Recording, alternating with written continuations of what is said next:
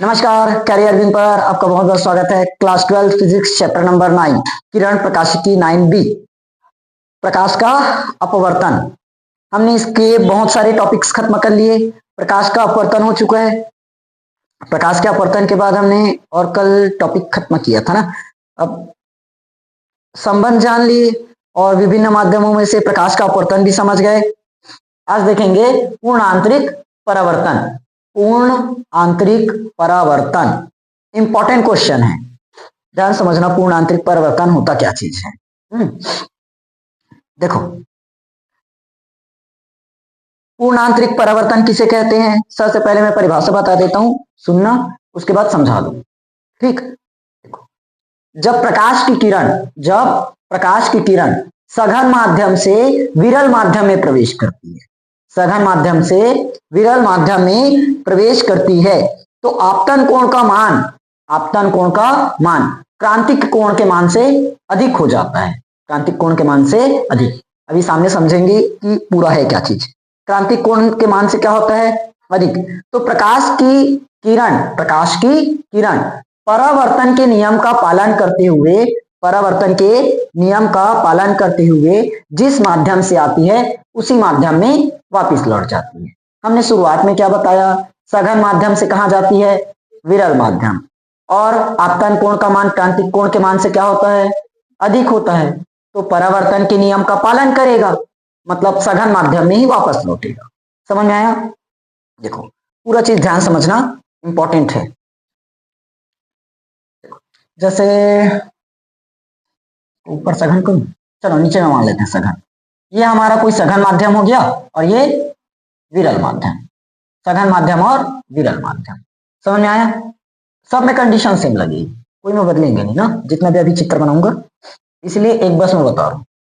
देखो, अपवर्तन के नियम में जानते हैं, अगर कोई प्रकाश की किरण एक माध्यम से दूसरे माध्यम में प्रवेश करेगी तो अपने पथ से क्या हो जाती है?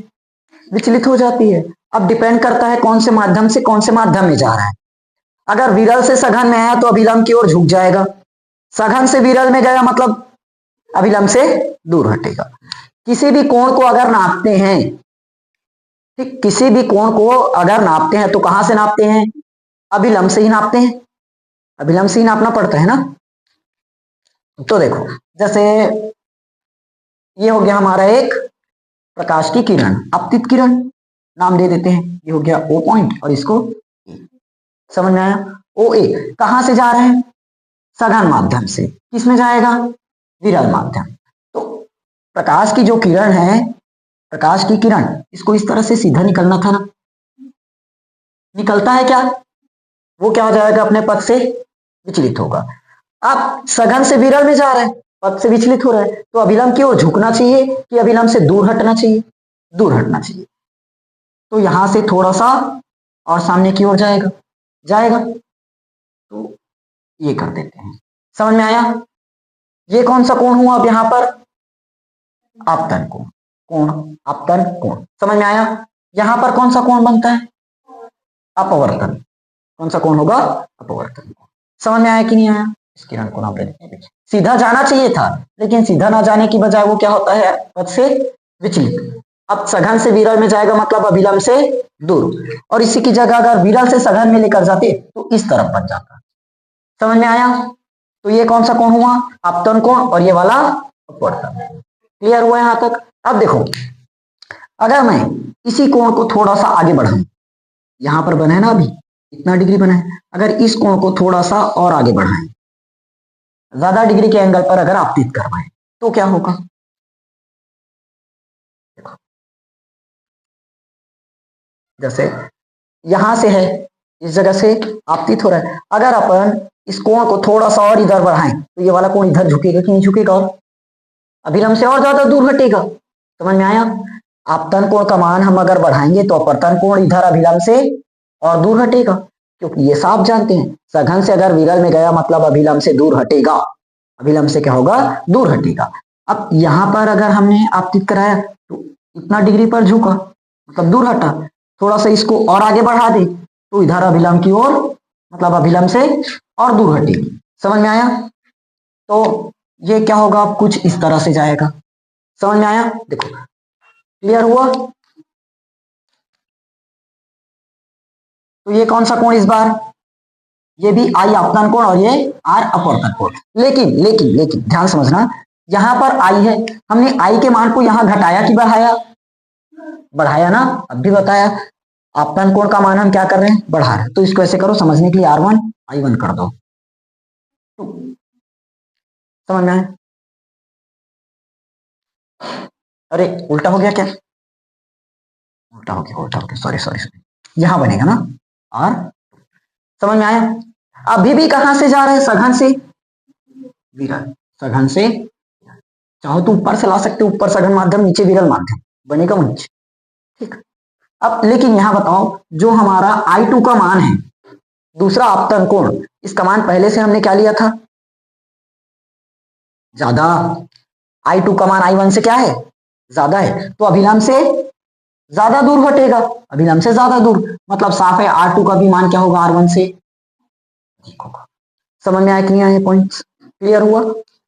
अगर हम प्रकाश की किरण को आपतित कराते हैं तो क्या होता है, अपने पथ से विचलित, सघन से विरल में जाएगा, मतलब अभिलंब से दूर हटेगा। हमने इसी एंगल को, आपतन कोण को क्या किया, थोड़ा सा बढ़ा दिया, तो इधर अपवर्तन कोण भी क्या होगा, बढ़ जाएगा। समझ में आया यहाँ तक? अब देखो, एक कंडीशन इस तरह से मिलेगा कि नहीं, अगर हम इसी कोण को और आगे बढ़ाएं और आगे बढ़ाएं, तो ये और झुकेगा और इधर झुकेगा। और एक कंडीशन ऐसी आ जाएगी कि यहां से अगर हम प्रकाश की किरण को आपतित करवाएं तो इसके बराबर में मिल जाएगा कि नहीं, मिलेगा, मिलेगा। यहां से आपतित कराए, इधर बढ़ा, फिर थोड़ा सा इस कोण को और बढ़ाए तो ये और बढ़ा, अब इस कोण को थोड़ा सा और बढ़ाएंगे फिर बढ़ेगा, तो इसको बढ़ाते गए तो एक कंडीशन ऐसे आएगा कि ये दोनों क्या होगा, मतलब यहाँ पर कितना डिग्री बन जाएगा, 90 डिग्री। समझ में आया कि नहीं आया, क्लियर हुआ? तो देखो यहां से हमने प्रकाश किरण को आपतित कर, तो अब कितना डिग्री पर मिल गया, 90 डिग्री पर। समझ में आया? इसके बराबर में नहीं आएगा, ये वाला इसके बराबर में नहीं आएगा ना, क्योंकि साफ है, देख लो, अगर हम सीधी लाइन से अगर इसको खींच रहे हैं प्रकाश किरण को, तो ये क्या हो रहा है, थोड़ा सा हल्का इधर और मुड़ रहा है, तो एकदम सीधा सीधा नहीं गुजरेगा, हो सकता है हम यहाँ पर लाए तो 90 डिग्री पर आए। समझ में आया? एकदम यहाँ पर आपतित करवाए तो इस लाइन में मिलेगा, मत समझना, ठीक, क्योंकि ये ऑलरेडी अभिलंब से दूर हट रहा है, पहले ही दूर हट चुका है, तो इसको बढ़ाते जाएंगे, लगभग यहाँ आ जाएगा, तो इसके बराबर में मिल जाएगा 90 डिग्री। क्लियर हुआ? तो यहाँ पर ये क्या है, आपतन कोण, और इस जगह क्या है, अपवर्तन कोण, आर कितना डिग्री बना, 90 डिग्री। अब भी बताया ना, हम कोण को कहां से नापते हैं, हर बार अभिलंब से, हर बार अभिलंब से ही तो नापे हो, चाहे प्रकाश का परावर्तन हो या प्रकाश का अपवर्तन हो, अभिलंब से ही देखते हो। ये अभिलंब पर बना आपतन कोण, ये अभिलंब और अपवर्तित किरण के बीच अपवर्तन कोण, ये अभिलंब और आपतित किरण के बीच आपतन कोण, अभिलंब और अपवर्तित के बीच अपवर्तन कोण। क्लियर हुआ? यहां तक समझ में आया कि नहीं है? अब देखो ये आई और ये कितना डिग्री पर मिल गया, 90 डिग्री, तो इसी को हम बोलते हैं क्रांतिक कोण। क्या कहते हैं, क्रांतिक कोण। समझ में आया? ये वाला कोण कौन सा कहलाएगा, क्रांतिक कोण, क्रांतिक। क्लियर हुआ? अब देखो हमने क्या किया, I1 का मान पहले कुछ नहीं किए, एज इट इज खींचे अपवर्तन वाला, फिर I2 का मान क्या किए, थोड़ा सा आपतन कोण के मान को और बढ़ाया, फिर यहां पर हमने क्या किया, आपतन कोण का मान और बढ़ा दिया, बढ़ाए।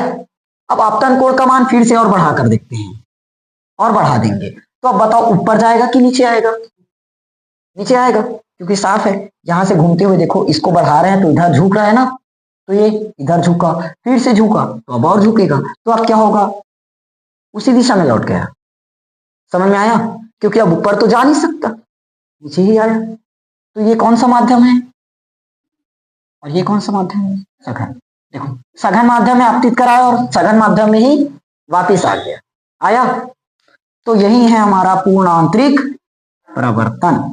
क्लियर हुआ? क्या हुआ, समझ में आया कि नहीं आया, क्लियर हुआ? तो क्रांतिक कोण किसे कह सकते हैं, जहां पर दर्शा देते हैं सबको ना। ये है हमारा ए ओ बी, ए ओ बी, ए ओ और बी। समझ में आया? ये टॉपिक क्लियर हुआ पूरा, कैसे कैसे हुआ है। कोण को, आपतन कोण को जैसे जैसे बढ़ाते जाएंगे, अपवर्तन कोण भी क्या होगा, इधर बढ़ते हुए जाएगा। और एक समय ऐसे आएगा कि आपतन कोण को बढ़ाएंगे तो ये अपवर्तन कोण कितना डिग्री मिल जाएगा, 90 डिग्री। तो 90 डिग्री पर मिलेगा मतलब वही कोण क्या कहलाएगा, क्रांतिक कोण। ठीक, अभी बताऊंगा। और अगर इसी को मतलब आपतन कोण को और थोड़ा सा बढ़ाए, आपतन कोण को और थोड़ा सा बढ़ाए तो वो विरल माध्यम में जाने की बजाय कहां चले जाएगा, सघन माध्यम में वापिस लौट जाएगा। क्लियर हुआ? अब पूर्ण आंतरिक परावर्तन की परिभाषा में यही बताया था। ठीक, क्या बताया था, जब जब प्रकाश की किरण सघन माध्यम से विरल माध्यम में प्रवेश करती है, सघन माध्यम से विरल माध्यम में प्रवेश करती है, और आपतन कोण का मान, और आपतन कोण का मान क्रांतिक कोण के मान से क्या होता है, अधिक होता है। क्रांतिक कोण के मान से क्या हो जाता है, अधिक हो जाता है। तो प्रकाश की किरण परावर्तन के नियम का पालन करते हुए उसी माध्यम में वापस लौट आती है जिस माध्यम से क्या होती है, प्रवेश करती है। समझ में आया? देखो, उसी माध्यम में वापस लौट गया जिस माध्यम से प्रवेश किया था। यही तो प्रकाश का परावर्तन जानते हैं क्या, एक माध्यम से टकराती है, मतलब किसी चमकदार पृष्ठ पर टकराती है तो उसी माध्यम में वापस लौट जाती है। यही तो परावर्तन का नियम है। समझ में आया? अब एक चीज नया देखने को मिला, क्रांतिक कोण। अगर क्रांतिक कोण की परिभाषा आया तो, और पेपर में तो एकदम पॉपुलर क्वेश्चन है, क्रांतिक कोण की परिभाषा और इसकी निर्भरता समझाइए, और आया भी है 2024 में। अब 23 या 24 का है, ढंग से याद नहीं है, लेकिन 23 या 24 में ही आया था। क्रांतिक कोण किसे कहते हैं, इसकी निर्भरता लिखिए या प्रभावित करने वाला कारक। कैसे होगा, पहले क्रांतिक कोण बताओ, आप क्रांतिक कोण किसे कहते हैं। देखो, ये सघन माध्यम है, ये कौन सा माध्यम, सघन, और ये कौन सा माध्यम। तो देखो, हम इसको बोल रहे हैं क्रांतिक कोण, इसको बोल रहे हैं क्रांतिक कोण। तो ये क्रांतिक कोण आखिर है क्या, आपतन कोण ही तो एक प्रकार का है, एक प्रकार का आपतन ही है। समझ में आया? क्योंकि यहीं से प्रकाश की किरण गुजर रही। तो सघन माध्यम के उस आपतन कोण को, सघन माध्यम के उस आपतन कोण को जिसके संगत विरल माध्यम का अपवर्तन कोण कितना डिग्री मिले, 90 डिग्री, वही कहलाता है हमारा क्रांतिक कोण। समझ में आया? सघन माध्यम के उस आपतन कोण को जिसके संगत विरल माध्यम में अपवर्तन कोण 90 डिग्री मिलता है। क्लियर हुआ? क्योंकि यहां से हमने प्रकाश की किरण को गुजारा तो यहां पर कितना डिग्री मिल गया, 90 डिग्री। तो इसी के संगत मिला है ना। अब इसको थोड़ी ना लेंगे, यहां से प्रकाश की किरण गुजारे और इसको लेने की बजाय इसको ले देंगे, वैसा तो नहीं होगा। जो किरण हम गुजार रहे हैं उसी किरण का आपतन कोण लेना है, और जो किरण गुजार रहे हैं उसी किरण का अपवर्तन कोण भी लेना है। ऐसा नहीं है कि इसका आपतन कोण और इसका अपवर्तन कोण, तो गलत हो जाएगा। जिसका आपतन कोण है, मतलब जिस किरण का आपतन कोण है उसी किरण का क्या होना चाहिए, अपवर्तन कोण भी होना चाहिए। समझ में आया? तो फाइनली एक बार परिभाषा क्या बन सकता है, देखो, सघन माध्यम के उस आपतन कोण को जिसके संगत विरल माध्यम का अपवर्तन कोण कितना डिग्री मिले, 90 डिग्री मिले, इसे क्या कहते हैं, क्रांतिक कोण कहते हैं। ठीक, इसको सी से दर्शाते हैं, कई जगह आईसी देखने को मिल जाता है, क्योंकि आखिर ये प्रकार किसका है, आपतन कोण से ही तो बना है। समझ में आया? इसीलिए क्या बोल देते हैं इसको, आईसी क्रांतिक कोण। क्लियर हुआ? क्रांतिक कोण समझ में आया, पूर्ण आंतरिक परावर्तन समझ में आया, दोनों क्लियर।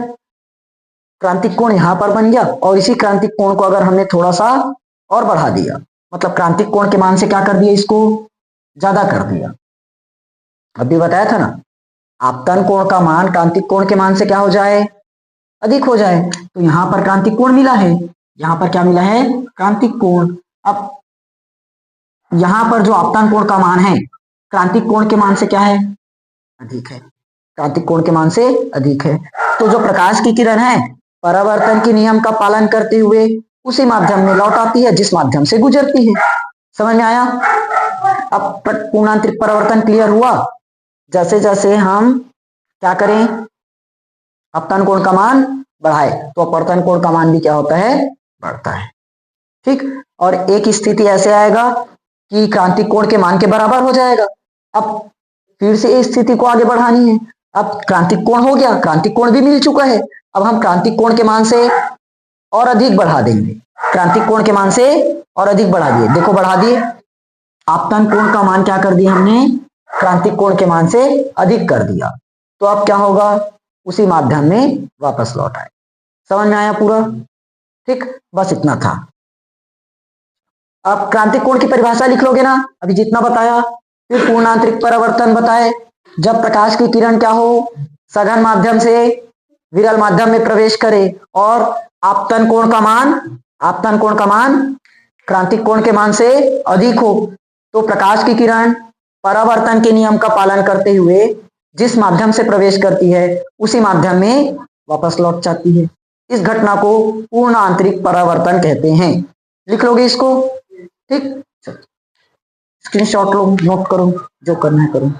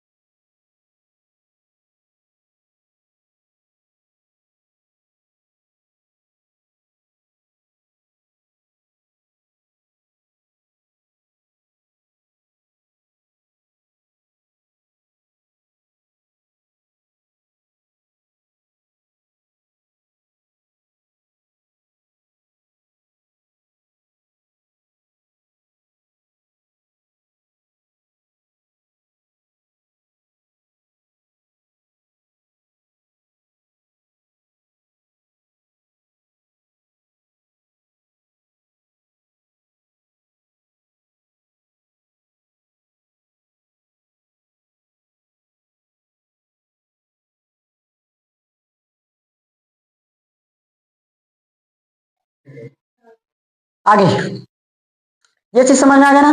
पूर्णांतरिक परावर्तन की शर्तें, क्रांतिक कोण। अगला टॉपिक है माध्यम के अपवर्तनांक और क्रांतिक कोण में संबंध। माध्यम के अपवर्तनांक और क्रांतिक कोण में संबंध।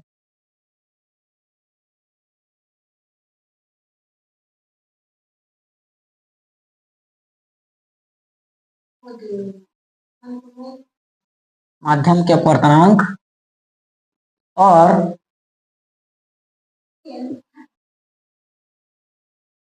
क्रांतिक कोण में संबंध। रिलेशन बिटवीन अपवर्तनांक एंड क्रिटिकल एंगल। क्रांतिक कोण क्रिटिकल एंगल, ठीक है। चलो देखें, मान लेते हैं, माना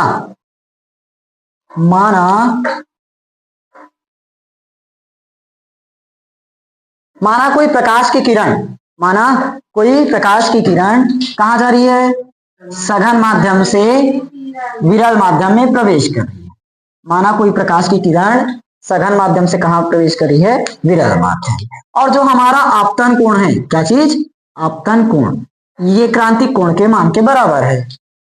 आपतन कोण का मान क्या है, क्रांतिक कोण के मान के बराबर। तो बताओ ये बनना कहां पर चाहिए, अक्ष पर बनेगा, इसी पर बनेगा। कितना डिग्री बनेगा, ये चीज सब भी पढ़ाया था। अरे यार एकदम समझ में आया ना? हमने क्या माना कोई प्रकाश की किरण है, कहां जा रही है, सघन माध्यम से विरल माध्यम में प्रवेश कर रही है। हमने क्या मान दिया, आपतन कोण का मान कितना है, क्रांतिक कोण के मान के बराबर है। इसको आई से भी लिखते हैं ना कई जगह, अभी बताया था ना। आई बराबर क्या है यहाँ पर, आई सी। अपतन कोण किसके बराबर है, क्रांतिक कोण। तो यहाँ पर कितना डिग्री एंगल बनना चाहिए, 90 डिग्री। ये हो गया एम और ए, ओ ए और ये बी। चलो मान लेते हैं, क्लियर हुआ।